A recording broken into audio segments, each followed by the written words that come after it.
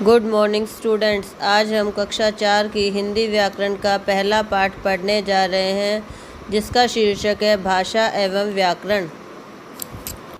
इस पाठ में हम भाषा एवं व्याकरण के बारे में पढ़ेंगे। भाषा का शाब्दिक अर्थ है बोलना या विचारों का प्रकट करना। अपने विचारों को प्रकट करने के लिए हमें किसी न किसी भाषा का सहारा लेना पड़ता है।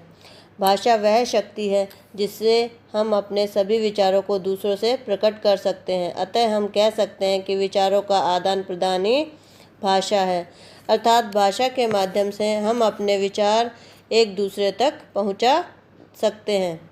चित्र देखिए व समझिए। ऊपर दिए गए चित्र में अध्यापिका बोलकर विद्यार्थियों को पाठ समझा रही है तथा विद्यार्थी उन्हें सुनकर आवश्यक बिंदु लिख रहे हैं। इस प्रकार यहाँ भाषा का आदान प्रदान हो रहा है। भाषा के रूप। भाषा के दो रूप हैं, मौखिक, लिखित। मौखिक भाषा, जब हम अपनी बात बोलकर दूसरों तक पहुँचाते हैं तो वह भाषा का मौखिक रूप कहलाता है। जैसे भाषण देना, टेलीफोन पर बात करना, कहानी सुनाना, नारे लगाना, गीत गाना आदि। इन चित्रों के माध्यम से हम यह सब कार्य कर रहे हैं। नंबर 2, लिखित भाषा।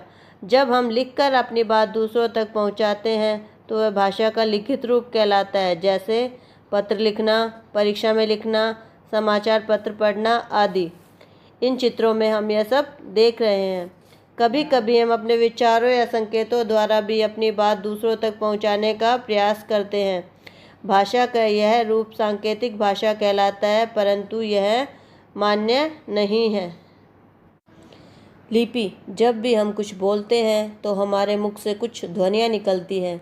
इन ध्वनियों को लिखने के लिए कुछ चिन्ह प्रयोग किए जाते हैं जो लिपि कहलाते हैं। अतः हम कह सकते हैं कि भाषा को लिखने के लिए जिन ध्वनि चिन्हों का प्रयोग किया जाता है वे लिपि कहलाते हैं। कुछ मुख्य भाषाओं की लिपियाँ इस प्रकार हैं: हिंदी, देवनागरी, संस्कृत, देवनागरी, अंग्रेजी, रोमन, उर्दू, फारसी। मराठी देवनागरी, पंजाबी गुरुमुखी, नेपाली देवनागरी, गुजराती देवनागरी। व्याकरण। व्याकरण वह शास्त्र है जो भाषा को शुद्ध रूप से बोलने, लिखने और पढ़ने का बोध कराता है। व्याकरण भाषाओं को नियमों में बांधता है और शब्द और वाक्य के शुद्ध अशुद्ध होने का बोध कराता है। जैसे बच्चे खेल रहा है, यह वाक्य अशुद्ध है क्योंकि इसमें बच्चे बहुवचन है तथा क्रिया एकवचन है। अतः शुद्ध वाक्य होगा बच्चे खेल रहे हैं। तो व्याकरण के द्वारा हम भाषा को शुद्ध रूप से बोलना, लिखना और पढ़ना सीखते हैं। व्याकरण के अंग। व्याकरण के 3 अंग होते हैं: वर्ण विचार, शब्द विचार, वाक्य विचार। वर्ण विचार, इसमें वर्ण और उसके उच्चारण तथा प्रकारों का बोध होता है।